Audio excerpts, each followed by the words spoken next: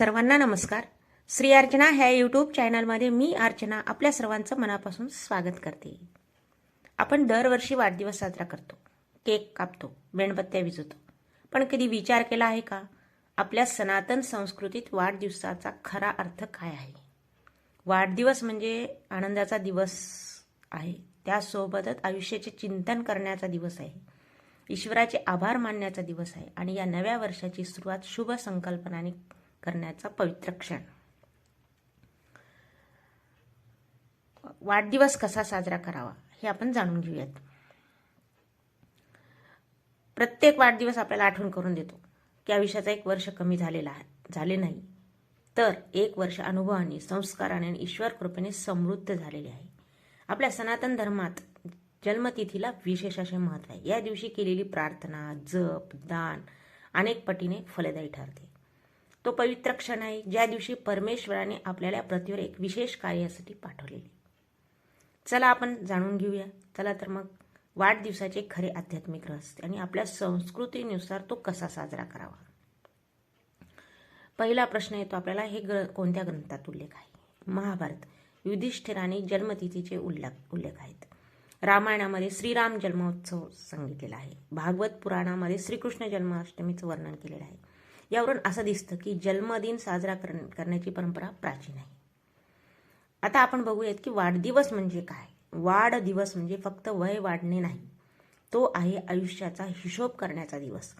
देवाने दिलेल्या श्वासाचे, संधीचे आणि अनुभवाचे आभार मानण्याचा दिवस. आपल्या धर्मात याला जन्मतिथी असं म्हणतात. तारीख नाही, तिथी महत्त्वाची मानली जाते, कारण तिथीला चंद्र आणि ग्रहाची स्थिती आपल्या जन्माच्या वेळेसारखी असते. त्या दिवशी आपली आध्यात्मिक ऊर्जा अधिक सक्रिय असते.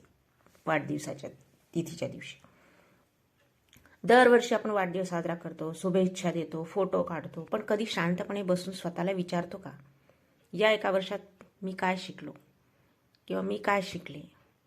मी ईश्वराच्या अधिक जवळ गेलो का? आपला खरा वाढदिवस जन्मतिथीनुसार साजरा करणे अधिक शुभ मानलेले आहे असं आपल्या अध्यात्म सांगतं. तिथीला केलेली पूजा अर्चना, जप, दान याचे पुण्य अधिक फलदायी आहे. आयुष्य, संस्कार आणि ईश्वर कृपेची आठवण करून देणारा पवित्र दिवस मानला जातो वाढदिवस तिथी. वाढदिवसाच्या दिवशी देवापुढे प्रार्थना करायची. आपण त्या दिवशी फार महत्त्वाचं मानलेलं आहे. त्या दिवशी प्रार्थना करणं आणि तिथीनुसारच वाढदिवस साजरा करावा. तारखेप्रमाणे, दिनांकाप्रमाणे वाढदिवस साजरा करू नये असं आपलं अध्यात्म सांगतं. तिथीनुसारच आपण वाढदिवस साजरा करावा. वाढदिवसाच्या दिवशी प्रार्थना देवापुढे असते. दीर्घायुष्यम आरोग्यम यशम कीर्तीच देही.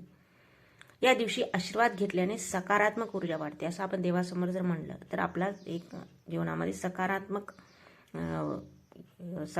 परिणाम दिसून येतो.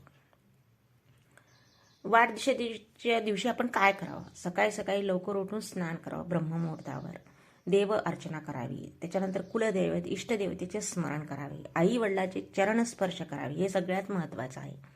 शक्य असल्यास अन्नदान, वस्त्रदान करावे. गायत्री मंत्र किंवा आपल्या आवडीचा मंत्र जपावा. ज्या दिवशी शक्यतो सात्विक आहार घ्यावा. काय टाळावं त्या दिवशी? तर मेणबत्त्या विझवणं, कारण मेणबत्त्या विझवणं म्हणजे काय, प्रकाश विझवणे अशुभ मानलं जाते आपल्या ह्याच्यामध्ये. वादविवाद टाळायचं. आपल्या संस्कृतीत दिवा लावला जातो, विझवला जात नाही. वाढदिवस म्हणजे आत्मपरीक्षणाचा दिवस. स्वतःला 3 प्रश्न विचारा. मी गेल्या वर्षी कोणती चूक केली होती? मी कोणत्या चांगला संस्कार केला होता? पुढच्या वर्षी मी काय साध्य करणार आहे? हा दिवस नवीन संकल्प करण्यासाठी अत्यंत शुभ मानला आहे. आपल्या जन्मामागे सर्वात मोठा वाटा असतो आई आणि वडिलाचा. म्हणून वाढदिवसाच्या दिवशी त्यांचे आशीर्वाद घेणे म्हणजे देवाचे आशीर्वाद घेण्यासारखे आहे. कारण आई वडील हेच आपले देव आहेत. त्यांच्या चरणी नम्रपणे वागणे हीच आपली खरी पूजा अर्चना आहे. वाढदिवस आपल्याला सांगतो आयुष्य कमी होत नाही, संधी वाढत आहे. देवाने दिलेला प्रत्येक दिवस हा एक आशीर्वाद आहे. म्हणून या दिवशी नकारात्मक विचार बाजूला ठेवून कृतज्ञतेची भावना ठेवावी. जर तुम्हालाही वाटत असेल की वाढदिवस तिथीनुसार साजरा करावा, हा व्हिडिओ लगेच शेअर करा. कमेंटमध्ये लिहा, मी माझा वाढदिवस तिथीनुसार साजरा करेन. आपली संस्कृती जपूया आणि पुढच्या पिढीपर्यंत पोहोचवूया. वाढदिवसाच्या दिवशी आपण औक्षण करून घ्यायचं, पण मेणबत्ती वगैरे काही विझवायचं नाही. पार्टी वगैरे असे काही करणे महत्त्वाचे नसते, करू नये.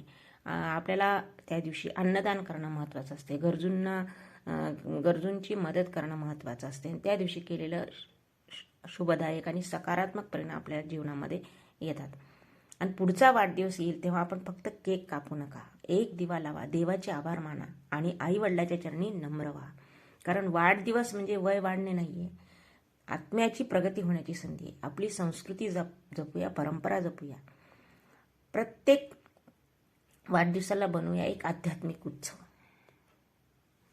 जेवढे आपले वाढदिवस झाले तेवढे वस्तू पण त्या दिवशी ज्याचा वाढदिवस आहे त्याला देणं, हे सुद्धा हे करणं म्हणजे एक गौरवाचं, एक सन्मानाचं पण आहे.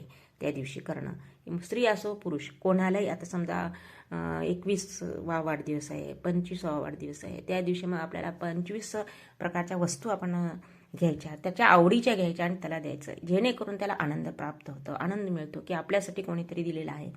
असं हे अध्यात्मामध्ये नाही आहे, पण हे आपलं प्रेम वृद्धिंगत होतं. आपल्याबद्दलच्या भावना किती चांगल्या आहेत, आपल्याला कोणीतरी मनाने काही वस्तू दिलेल्या आहेत. म्हणजे ज्याचा वाढदिवस आहे त्याला, पुरुष असो किंवा स्त्री, त्याच्या पुरुष असलं तर त्याला जे उपयोगी पडते त्या वस्तू द्यायच्या. म्हणजे 25 असलं तर 25 वस्तू, स्त्री असलं तर 25 वस्तू, तिच्या आवडीनुसार तिला उपयोग होईल असे वस्तू देणं, हे सुद्धा एक प्रेमासाठी करणं, हे सुद्धा खूप महत्त्वाचं आहे. आणि त्या एक प्रकारचा त्याला सुद्धा वाटतं, वाढदिवसात ज्याचा आहे त्याला सुद्धा वाटतं की आपल्यासाठी कोणीतरी हे असं केक दिले, म्हणजे एक सन्मान सुद्धा वाटतो. त्या दिवशी त्याला फेटा घालायचा, फेटा सुद्धा एक शुभदायकच असं म्हणलेलं आहे. शाल द्यायचं, श्रीफळ द्यायचं त्या दिवशी, वाढदिवसाच्या दिवशी.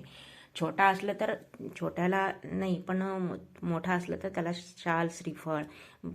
स्त्री असलं तरी स्त्रीला सुद्धा शाल, श्रीफळ, ओटी वगैरे सन्मान करायचा. त्या दिवशी सन्मान सुद्धा महत्त्वाचा असतो. पुष्पगुच्छ द्यायचं, फुलं, हार घालायचा, हार सुद्धा महत्त्वाचा असतो. पुष्पगुच्छ देणं हे सुद्धा महत्त्वाचं असतं, कारण हे वाढदिवसाच्या दिवशी सन्मान असतो.